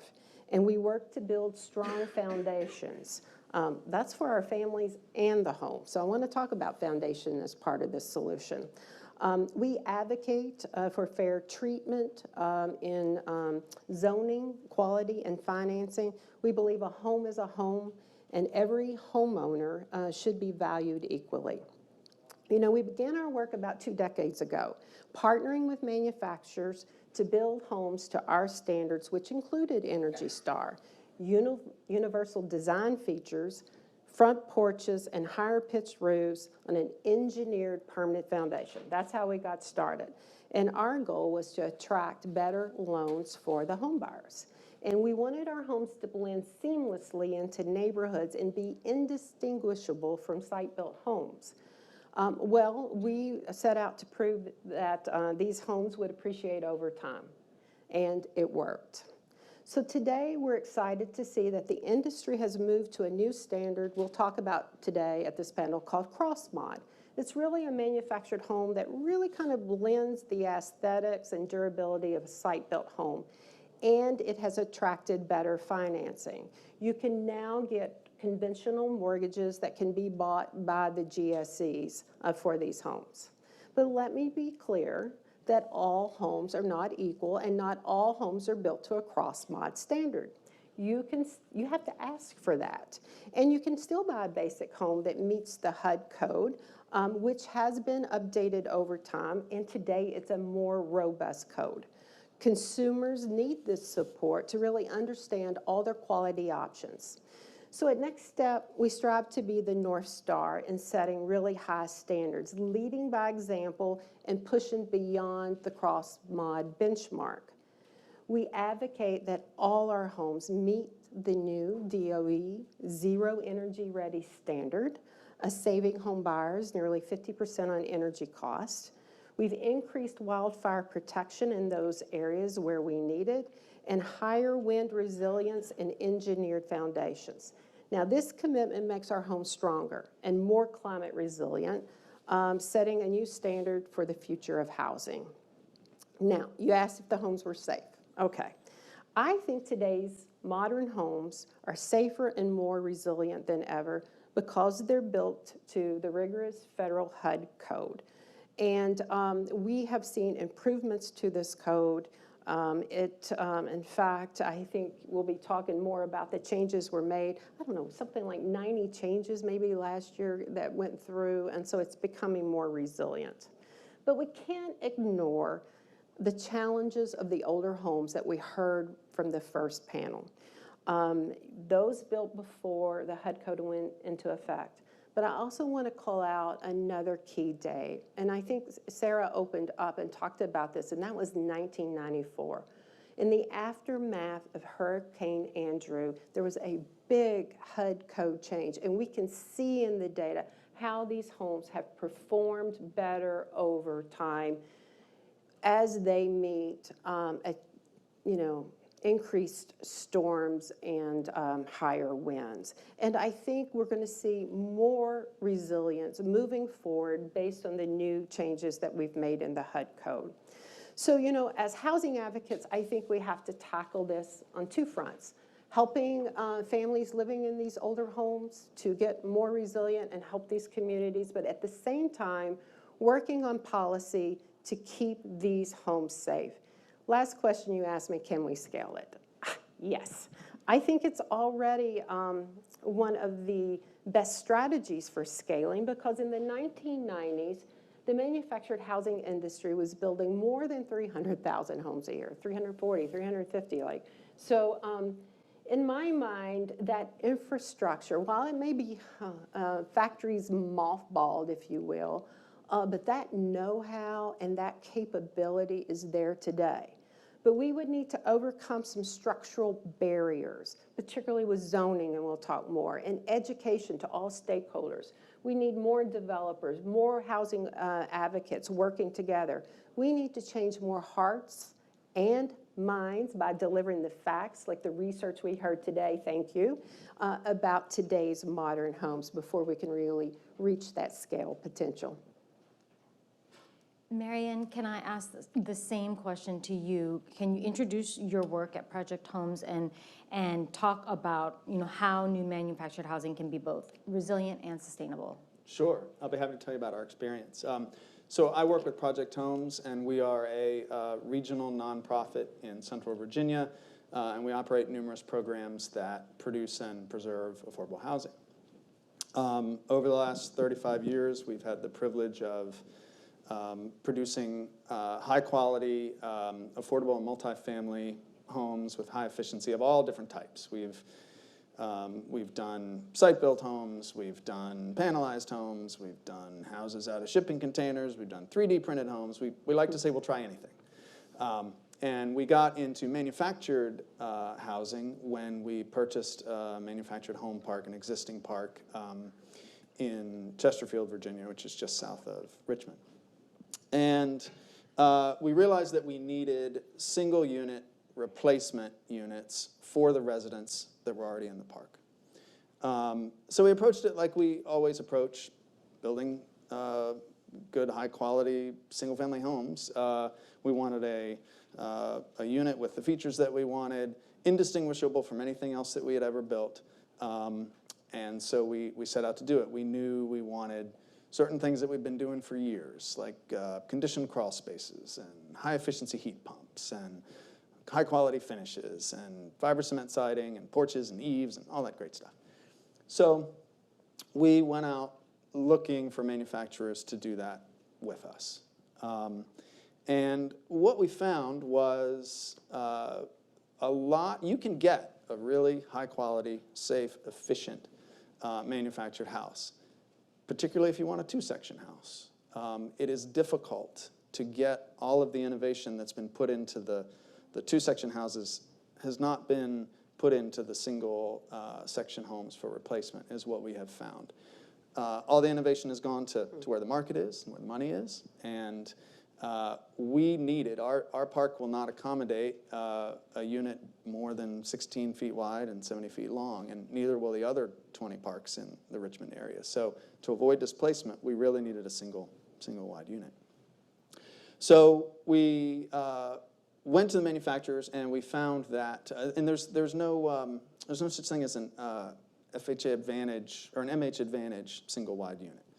And that's really what we needed. So we went to the manufacturers and we found that they were sometimes unable to do the things that we wanted because the HUD code did not allow for it. And then other times they were unwilling to do what we needed because, you know, they're producing hundreds of houses at a time. I'd like to have 6 that are different. How about you just crank those out? And they're like, no. So fortunately, we were able to work with a few different manufacturers, and we did produce 14 of them for the residents in our park. And they had most of the features that we were looking for. They look great. They are 3-bedroom, not so tiny houses. So it worked out thus far. We did have them tested by the Center for Housing Research at Virginia Tech. They got an innovation grant from Virginia Housing. And their tests confirmed that just those things that we did made these houses 30% more efficient than your standard out-of-the-factory, single-wide manufactured house. So we're real proud of that. We think that's just the beginning. And I think the opportunity in a market where for every other construction type, the market is pushing us to smaller, more efficient houses. We need to do the same thing with manufactured housing and really concentrate on these smaller single units. Let's talk about this issue of the HUD code. Dan, can you introduce yourself and then just tell us, what is the HUD code? Why is it so unique and important? And also, as part of that, how does it differentiate manufactured housing from modular housing? Sure, I'd be happy to.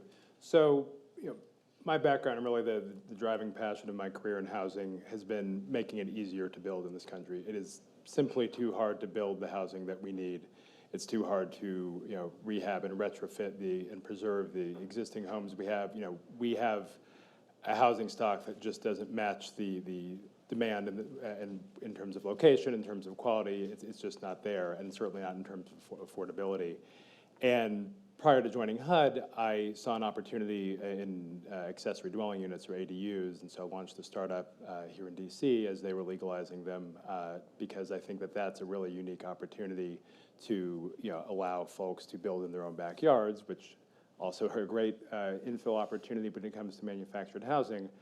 But the broader takeaway that I brought with me to HUD around that is, what are the opportunities to innovate at scale? What are the tools that we have? And I arrived at HUD, with some of the preconceptions around manufactured housing that a lot of folks have. I certainly didn't appreciate it, the way I do now, as the opportunity that it is. But once I came to understand the HUD code and its history, as well as its possibility in the future, I really became excited about it as truly perhaps the single greatest federal tool that we have to promote housing construction in this country. So the HUD code's history is this really kind of fascinating blend of blue sky thinking and political realities. In the late 1960s, in the era of the moon landing, when we were doing big things, there was an effort at the then brand new Department of Housing and Urban Development called Operation Breakthrough, that was intended to take the same principles that had improved productivity across every other industry in the country post-war. The idea that assembly line production in factories is generally the most efficient way to build things. It was designed to bring that into the housing space, where they recognized 50 years ago that, we have not seen the same kind of uptick in housing productivity, construction productivity that we've seen in every other sector.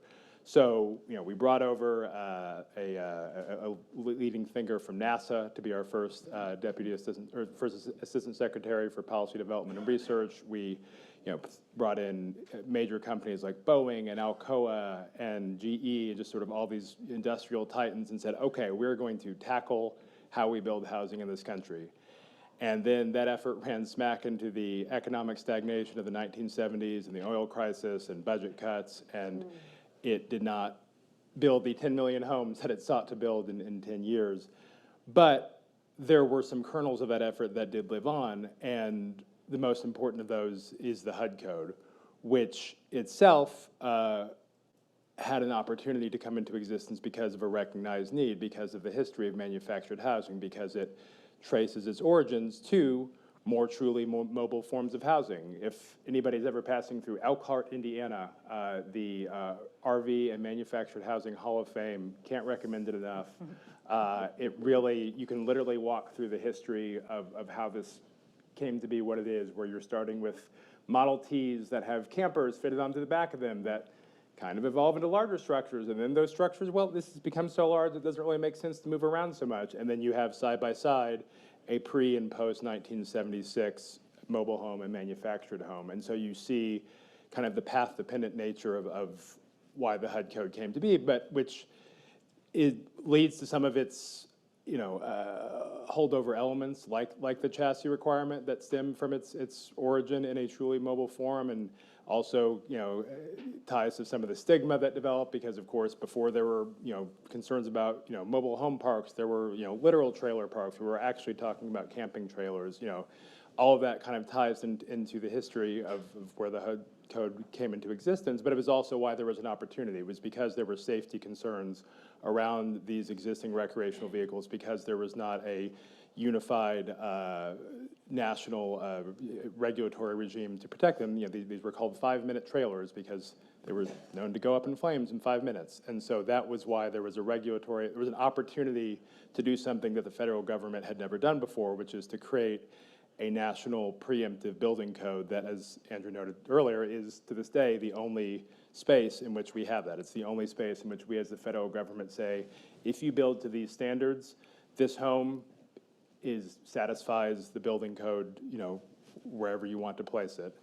Communities have all sorts of creative ways that they come up with to, exclude those homes once they've passed building code muster, and that's certainly a remaining challenge that we need to work through. But that fundamental tool, the idea that we as the federal government can place that stamp on a home and say that, or label, the bright red HUD label on a home and say this is a home that we believe is a quality home that can be placed anywhere in this country within, the guidelines that we set in terms of wind zones and things like that. That's a unique and powerful thing, and it enables the kind of economies of scale that you see in other countries like Japan, like Sweden, that do the majority of their home construction in factories. And so it's a tremendous opportunity, I think, to address the housing crisis at scale. It's innovation through standardization.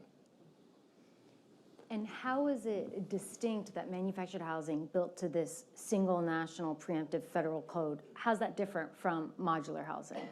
Yeah, so a HUD code home is essentially, a modular home that's on a permanent chassis. And you even have modular homes that are what's called on-frame modular that, look, walk, and talk like a manufactured home. So it's a distinction that's sort of been born out of, again, this kind of unique history that you have around manufactured housing. If you look at other countries that have, similar national regimes when it comes to, off-site construction and factory-built housing, they don't draw a similar line. It's simply, oh, we have a national code for factory-built housing, and here's how you build to it. And so I think that where we find ourselves now, where you have this distinction being drawn, and it's a distinction that some folks are attached to, and some of that is the stigma around capital M manufactured housing versus modular. I know that some modular home builders, they run into barriers with acceptance when it comes to because of their association with manufactured housing. But ultimately, a modular builder is having to operate under local building code. They're doing exactly what a site-built home builder would do in terms of the kind of inspection requirements that they're going through. Many states have adopted state-level inspection programs, and some of those have even started to standardize a bit more. The International Code Council has developed what it calls the model modular program, and a number of states, including Virginia and Utah, have adopted that. So you are maybe starting to see some level of standardization on the modular side, but as it stands now, the HUD code is the one national code that you have the opportunity to build, but that does mean building within the parameters of the code. And just a quick follow-up, in your work at HUD, how do you see the HUD code as a tool to accomplish some resiliency goals? So, again, looking at the international examples, few countries face more natural disaster threats than Japan, say, from earthquakes to typhoons to tsunamis. They really face it all there. And there is an appeal of the factory-built home. It's recognized that, oh, well, this is built in a factory. It can be built to, high tolerances. It can be built, in a very precise way. There's nothing at all intrinsic about factory-built construction that should in any way make it less resilient. Every challenge that exists around resilience and manufactured housing is a result of, design decisions and a result of what is and is not allowed under both the HUD code and under the minimum installation standards, which, the point of clarification there, HUD sets, while the HUD code is fully preemptive, the minimum installation standards we allow states to go beyond that. So there are, I believe, 35 or so states in which they set their own standards that sometimes go above our minimum standards, and then in the remaining 15, HUD provides those standards. But there's nothing about there's nothing intrinsic, there's nothing unsolvable from a technical perspective about, attaching homes to foundations in such a way that they can withstand whatever they need to withstand. And so I think that that's just a message that I want folks to take away here, that there does not need to be any sort of intrinsic division between a home built in a factory and a home built, on site in terms of its quality, if we create the regulatory framework that puts it there. And so that means things like looking at our wind zone standards, which, as Sarah noted earlier, were created in 1994 after Hurricane Andrew, and we've not redrawn those maps in the intervening time, and so obviously that sort of risk has changed. So that's something that needs to be assessed there, and then looking at emerging risks like fire risk and how that interplays with the HUD code. The HUD code is a performance-based code ultimately, and so it has the ability to account for whatever we want it to account for. Mark, in the process of researching for this report, we heard so much about energy efficiency and its links to climate resiliency. So could you talk about some of the recent advances in energy efficiency for manufactured housing and how that's related or might be related to climate resiliency goals? Absolutely.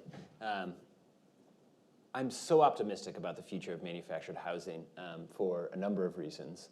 Most notably, the incredible advancements of the Zero Energy Ready Home Standard from the Department of Energy, the Energy Star new construction standards, which are supported with the 45L tax credit, which gives you $5,000 to the builder of that home, the developer of that home, for meeting the Zero Energy Ready Home Standard, and $2,500 for meeting the Energy Star new construction standards. Those are incredibly important because, as we see, and we've talked about already, with manufactured housing, they are far more at risk from the kinds of increased extreme weather and climate disaster-fueled impacts than site-built homes, right? It is so much more important to make sure that homes are able to withstand the extreme heat, the extreme cold. You saw the statistics, and far more likely than site-built homes to be present in a situation where those extreme climate-fueled disasters are going to strike and impact housing. In Maricopa, as Erica said, in Arizona, you're 6 times more likely to die inside a manufactured home than you are inside a site-built home in extreme heat situations. And unfortunately, the number of people dying in Maricopa County due to extreme heat has increased tenfold in the last decade. If the power were to go out in Arizona during the kind of extreme heat wave that we saw this past summer, where they had, I don't know, was it 100 straight days above with high temperatures above 100 degrees? If the power had gone out in that situation, half the population of Maricopa County in Phoenix, Arizona would have experienced medical distress. Half the population, right? Predominantly, again, falling on those in situations in manufactured housing. An energy-efficient manufactured home, an energy-efficient home can literally keep you alive in that situation for days additional, a modern, up-to-date, energy-efficient home, than the current building stock that we have out there, right? Literally, you can stay alive because of that extra insulation, because of that extra air sealing. More of that comfortable, safe temperature is maintained inside that home during these extreme heat situations, again, especially if you don't have access to air conditioning in extreme heat. So that's why energy efficiency, climate resilience are so important. It also gets to the more efficient, the more comfortable and safe your temperature can maintain, let's say, in a freezing situation, right? Your pipes don't burst because, again, you're keeping that temperature. You've got the conditioned crawl spaces, all the kind of things that we were talking about. So that's why. Dan said something very interesting at the beginning of his comments. He said, the housing we need. We know that every single home built in this country has to be, going forward, built to withstand the kind of extreme temperatures and climate-driven disasters that we see all too often. Otherwise, insurance costs are going to keep going up. Energy costs are going to keep going up. People aren't going to be able to afford, even if you have power, you're not going to be able to afford to operate your air conditioning in those extreme temperatures. You're going to be forced into homelessness. That's happening. Energy insecurity, where people are keeping their temperatures at unsafe temperatures because they can't afford their energy. That's why energy efficiency is so important. So every home has to be built to this standard. And because of the 45L and Zero Energy Ready Home standards, now more manufactured homes are being built to that standard. Clayton, the largest producer of manufactured homes in the country, is building every single new manufactured home that they build to that standard. Why? And they're doing that at no increased cost to the home buyer, to the customer, because of that tax credit. That's why it's so important. Unfortunately, the HUD code is a barrier to all of this. The HUD code is not an energy efficient, climate resilient home. And so if we're sitting here talking about building more homes in this country to the HUD code, we're not building the housing we need unless that HUD code is updated. I realized I asked you my question, but I didn't also say, could you introduce yourself and the work of EEE? You just heard. ACEEE. Do you want to say anything else about that or your work at ACEEE? Real quick, the American Council for an Energy Efficient Economy is the largest kind of energy efficiency focused, nationally focused nonprofit organization doing research, technical assistance, and advocacy for saving people energy and improving the energy efficiency of our economy. So let's talk a little bit more about the HUD code and just some key priorities moving forward with the code in regard to climate resilience. So, Marianne, with Project Homes, you've had some specific experiences attempting to innovate within the HUD code. So can you talk from the perspective of a smaller organization, what are some of your priorities for how the HUD code could more effectively encourage innovation? Sure, yeah. So, you know, if you think of the HUD code as this bar, and really valuable. I mean, here's something that ensures the consistency of quality and efficiency for the whole country, for every single manufactured house. Great, and it prevents all this junk down here from being legal. It's got to be up here. So we're over here building site-built single-family houses. In some cases, we've been doing things for 20 years that are different than the HUD code that have really become the state of the art for single-family construction. You know, foam insulation and unvented attic assemblies and high-velocity ductwork and ductwork within the conditioned space of the house. All this great stuff, and it's up here, and we're kind of banging up at the bottom of the code here, and it ends up being as much of a ceiling as it does a base. So it doesn't have to be that way. There just needs to be ways to more frequently update the code and bring in some of this. This stuff is changing all the time. Some of this new technology, some of these new ways of doing things. So that's the big opportunity there. The other experience we had was, so when the manufacturer said, yeah, we can't do those things that you want, I said, all right, well, no problem. We know a lot of really skilled, smart people. I'll tell you what, we'll go build a couple of these things, and we'll put this stuff in it. I'll go over and get somebody from HUD to come over and certify this thing, and I'll call you and let you know how it goes. You can't do that. That's not the way the HUD certification process works. The HUD certification process certifies a factory. They certify a way that you put a house together. It's really geared for the industry. It's geared for something producing, a place producing hundreds of units. So there's the opportunity. Let us, find a way for me to build a house using all kinds of great ideas. Find a way for me to get it certified, because there's no point in me building a house if I'm not going to put somebody in it. We don't have time for that. And if it works, let's adapt to the code, and then let's tell the industry, hey, try this. This unvented attic assembly is fantastic. So I see that as a real opportunity. The last thing I would say is, every time we do something, we try a new technique, we learn things. Oftentimes, it's pretty unremarkable. Like moving a big box is really hard. So if manufactured, and it's without a doubt, building houses, just like you were saying, building houses in a controlled factory environment has so many advantages. There's so much potential. But if manufactured housing is really going to be a big part of the affordable housing future, we have got to get rid of some of these preconceived notions, like we got to put wheels on it and drag it behind a truck. I mean, there are easier ways to get these houses set. The way it is now, it requires equipment that is specialized to the industry, trucks that aren't used for anything else.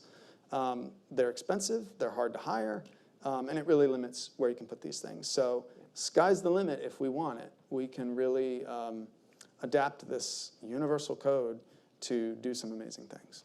So on that note, Dan, could you share a little bit about the debate over the chassis requirement and how that might unlock some resilience improvements? Yeah, for sure. So, I think at HUD, during my time there, I really got to sit at kind of the intersection of the really, cutting edge blue sky thinking that, a lot of our policy development and research team was doing.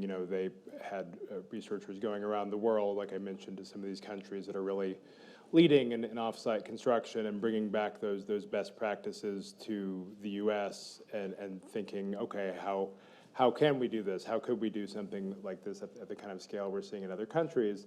And, I think if we were designing from scratch a code that was intended to just be as flexible as possible, that was intended to simply account for the advantages that factories provide, that could provide, say, systems level certification as opposed to, only certifying the entire structures, like that would be a more flexible and potentially more useful way to get this started. But that's not where we are. We have this code that's 50 years old that, within the last few years, we've really made, terrific leaps in terms of updating, led by our Office of Manufactured Housing Programs and our Deputy Assistant Secretary, Teresa Payne there. Her team is really punches well above their small size in terms of what they're able to do there. But as you, Marion said, this is a code that has fallen behind over the years, that has separated from, site-built construction, latest and greatest best practices, that has not kept up on the energy efficiency side of things. And so now we're faced with the question of, if we do want this to reach scale, how can the code catch up? And I think that the permanent chassis, so there's within the HUD code, within the definition statutorily of what is or is not a HUD code home, it refers to it's being transportable on a permanent chassis. It actually doesn't say, the word steel is actually not in there. That's been a thing that we have read into it, and indeed, that's a possible direction in the future where we could explore what are some alternative, more flexible, cost-effective chassis if we don't get chassis removal. But the language change that is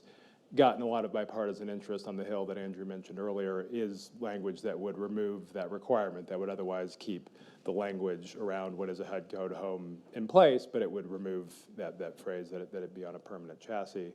And that change, I think even just the psychological change there, I think is just huge for taking manufactured housing from this kind of island that it's on and really integrating it into the broader stream of off-site construction, and just recognizing that this is how we build homes and factories at scale in this country. There will always be, folks who want to do smaller, more bespoke things, folks who want to build, without the HUD code in a factory just because, they're only looking to build within a specific geography. But for anybody who's looking to do wide-scale, construction across multiple geographies, the HUD code is just, being able to build to a single code is just an incalculable advantage. So as the HUD code grows in terms of what it can encompass, I think the key thing is going to be to make sure that we are providing the resources to make sure that, we are able to keep updating on a similar 3-year cycle to what you see within the site-built space.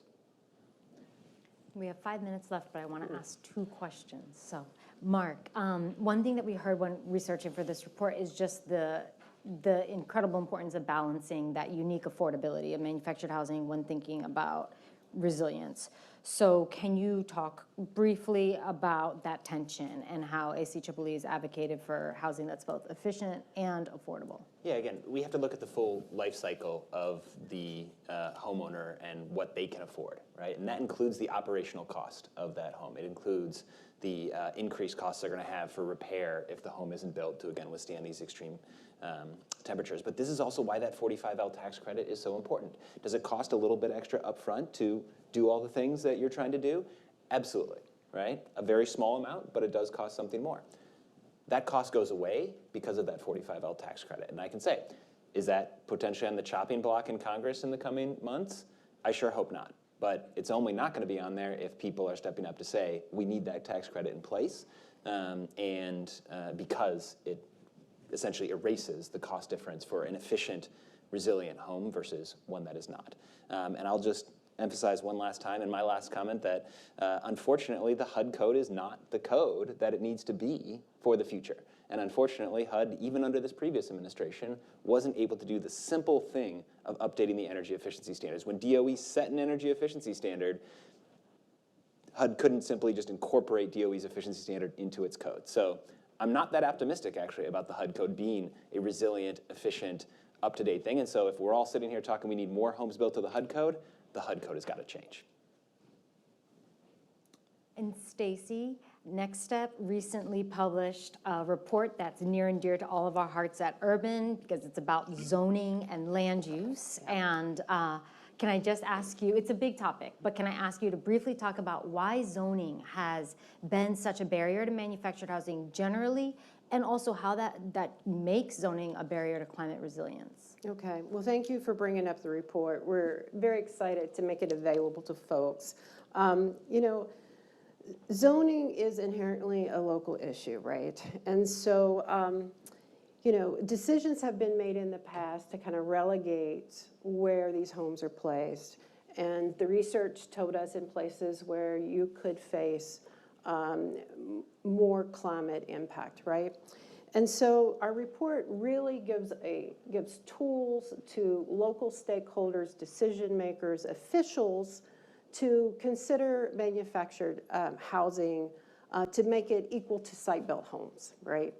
And kind of what we're learning through this is that the localities that are open really want high quality. So we're the quick places we can point them to increase quality, to get them comfortable, because we need this solution across America, right? Well, our first priority is protecting 45L for the zero energy ready home, but that's also one of the first places we point them to is look how far these homes have evolved and what that could mean in your community. The second thing we go to is that permanent foundation. We'll say, you know, you can look at putting these on engineered permanent foundations, and you can pick standards where you want to blend into neighborhoods. You can pick standards that these homes, you know, will be financed and loans bought by Fannie and Freddie. Their ears perk up to that now. So, you know, those foundations for us, that's our second priority. And if I was going to push on the HUD code one more place, this is within the HUD code today, but this is a different way of thinking about climate resiliency, and I would talk to my local zoning officials about this. We have said wind zones. What does that really mean? If you take the country at large, there are 3 zones. And we build our homes depending on which wind zone we're going into. Most of the country's in wind zone 1. That means it can sustain a wind of about 70 miles or so an hour. But if we look at wind zone 3, think about taking a hurricane down where Hurricane Andrew hit. That's a sustained wind of about 110 miles an hour, might peak at 140 or 150. So what we did at Next Step is that we said, okay, we're going to wind zone 3 all across the country. And that's what we recommend now. And the manufacturers allow that. So it's within the HUD code. So I think that's how we work with zoning. If we're going to open this up and get more climate resilient homes on the ground. Okay. Oh, if I can just add one more thing. Please. This idea of moving this chassis is really important to this local zoning conversation. Mm-hmm. Removing the chassis will save on a multi-section home maybe somewhere around $19,000. That pays for all this other stuff I want to stack on and make these homes better, and that really gets us in these communities. Okay. So to close this out, we'd like to end with what lies ahead. So for each of you, what excites you about the future of manufactured housing, or what are the key innovations or policies that are going to shape the next generation of homes? So I'll go Marion, Stacy, Dan, and then Mark. We can build anything we're allowed to. If we can have some opportunities for some small-scale innovation, the industry will follow. It's a super adaptable industry. They're going to go to what works. And I think it's the most exciting thing is the opportunity to do some of this innovation. Me? Okay. I think it's always taken the next step. I know that's a little bit of a pun, but it's for this industry, right? And so we talked about zero energy. So what's exciting me are 10 new solar homes going into Hillsboro, Wisconsin, partnership with Habitat for Humanity, La Crosse, Clayton Homes, Next Step, just to show how you can keep pushing beyond the HUD code, which becomes the North Star, to hopefully change the code to kind of catch all this up so we move forward together to make these homes a reality.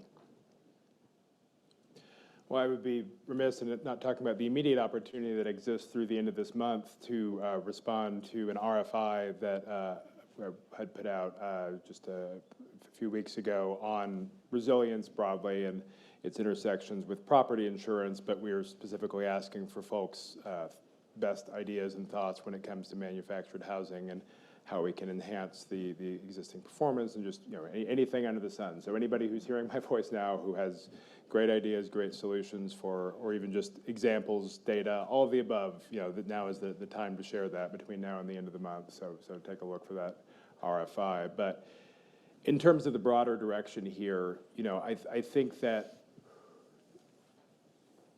manufactured housing has existed on this island for so long. I think those in the industry would say it's been something of an afterthought for so long. And I think that as we center it in the conversation, it's bringing forth all of these, conversation, all these challenges. Is it going to be energy efficient enough to meet what we need? Because our climate goals, really don't vary by state. That if there is one area where we should, say that we have, national climate goals, certainly it's when it comes to how we're constructing our homes. And so I think that you've seen that the industry, recognizes the opportunity, that when, provided with the incentives and provided with the support. Because that's, I think, one of the coolest things I saw in my time at HUD is that Oak Ridge National Laboratory, which has been working very closely with Clayton and with others to, resolve the technical challenges around building a greater efficiency standards. These are solvable things. There is nothing unsolvable about anything we're talking about here, whether it's the resilience of the tie downs and the permanent foundations, or whether it's the energy performance and the thickness of the walls that you need to get to the kind of insulation you need. These can all be solved. These are all technical problems that can be solved if we have the political will to solve them. And I think that for its historic limitations, the HUD code is the best path we have to solving these problems on a national scale. Since the update to the 45L tax code just 2 years ago, we've doubled the number of homes in this country that are built to the Zero Energy Ready and Energy Star standards. Doubled in less than 2 years. That has happened faster in manufactured housing than any other part of the housing industry. That is remarkable and it is incredible, and that gets me stoked. I just hope the other half of the industry on the manufactured housing side catches up to that level. And updating the HUD code is a key part of getting everybody up to that same level. Well, first let me thank the panel, and then I'm going to turn to some Q&A.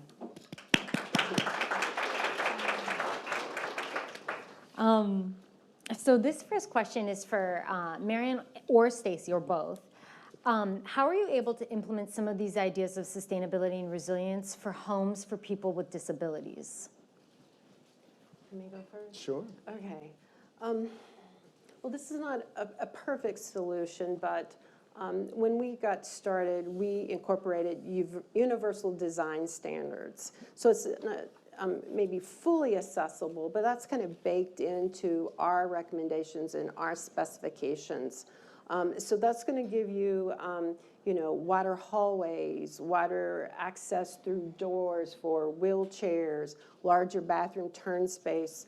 And then I think it's when we have that need, we do work close with the manufacturers to accommodate as much accessibility as possible for that consumer. So yeah, the universal design is the first place to go. All the universal design principles, the wider doorways, all of that. But getting into the house, it's got to be on this frame. It's got to be up in the air. Different states will allow some different things. You can, I've seen it where they actually lower the house into a pit Pizza. and get a closer to a zero barrier entry. We don't have that in Virginia, so we are dependent on them allowing us to do code-built porches and access ramps and that kind of thing to get the access. And we experienced this, we've done the Innovative Housing Showcase on the National Mall the past 3 years. And, of course, the Park Service, as they should, requires all structures of the mall be, fully accessible. And that matters to me personally because my wife uses a wheelchair. And so the, amount of ramping that we had to do to make that happen was, it was extensive. And so all the more reason why not having to stack these things on top of permanent chassis is going to kind of cut through things across the board. Absolutely. Here's a question about that. Does HUD have the power to unilaterally get rid of the chassis requirement, or does that require an act of Congress? It requires an act of Congress. It's full. Again, it's an area, there's nothing said about the nature of the chassis in the statute, and so certainly in a world where we don't get legislative change, it's something that, there's a team has some interest in exploring what could be some alternatives, perhaps doing a design competition or something like that. 'Cause, a chassis can be a lot of things, but in terms of its removability, that is specified under law. For this question, I think I'll start with you, Dan, but then open it up to everybody. The new administration has signaled that they will be less engaged on climate change. So what do you think are some opportunities for building resilience in this current political environment? So the reason why, HUD was not able to simply incorporate, what DOE had done into the HUD code is because of this legal requirement around the code, which is the Manufactured Housing Consensus Committee. Any changes to the code have to be made, in consultation with this group that includes both, advocates for consumers, but also includes, a significant industry representation. And, and there are pluses and minuses to that approach, but, when we do like international examples, having industry involvement in some of these more technical aspects, there are upsides to it in terms of, designing something that actually works for the folks on the ground. But where I see an opportunity, through this level of industry involvement in the HUD code is simply that, you have the leaders of industry who have embraced, building above code, building zero energy ready, because of the incentives that exist there that, make it a profitable choice for them. It more than covers the cost of the marginal increases in what they're doing. And so I think if the 45L credits are able to stay in place and if, more folks in the industry, recognize the obvious, economic benefits of building above code, I think the industry can and should embrace it as a distinguishing feature versus site-built construction. That we, if we want to talk about overcoming the historic stigma about manufactured housing, having folks recognize them as incredibly energy efficient and resilient, like that's a heck of a way to reframe how people think about them. And so I think that just the economics and the business sense of building to more efficient standards, kind of regardless of what this administration does, I think remain. The president promised to cut energy costs by half during his campaign. The only way you can cut energy costs by half in, say, manufactured houses by getting it to zero energy ready homes levels of energy efficiency. So if we want to actually deliver on lowering people's energy costs and making homes more affordable, the only way to do it is to build homes right from the beginning, which is make them more energy efficient to this level. So that's what we need to do. But I think the groups like companies like Clayton and Champion that are leading on the leading edge here have been able to deliver lower cost products that not just on the upfront side, but on the ongoing operation and affordability of that home for the entire lifetime of that home. And that's what we're talking about. We're talking about lowering the cost of affordable housing. We're talking about lowering the cost of manufactured housing, lowering energy prices. That's what people voted for, right? They voted against inflation. And the best way to do that, get them homes that actually lower the cost and cut the cost of their energy in half. Affordable housing is a bipartisan issue. It's never been greater in terms of the need. I think we're talking about lowering the total cost of home ownership here, right? I think the statistic I saw today that 35% of manufactured homeowners don't have property insurance, like I didn't know that one. That one scared me. And, you know, and so, you know, I know there's some barriers to that, but as we improve the quality, this is a quality thing, and behind quality is durability and resiliency and energy efficiency, because it gives us better homes, then we can wrap all these costs together, lower insurance costs, or at least where they can get insurance. So I think that's how we kind of have to think about what we're doing here and how we're perhaps talking about it, but I love what you said. The electric utility bills for the homes that we built and put in our park are less than $100 a month. So if you don't want to call it good for the climate, call it good for your wallet. Everybody likes that. Thank you all, and thank you all for joining us, and to everyone online. Appreciate you.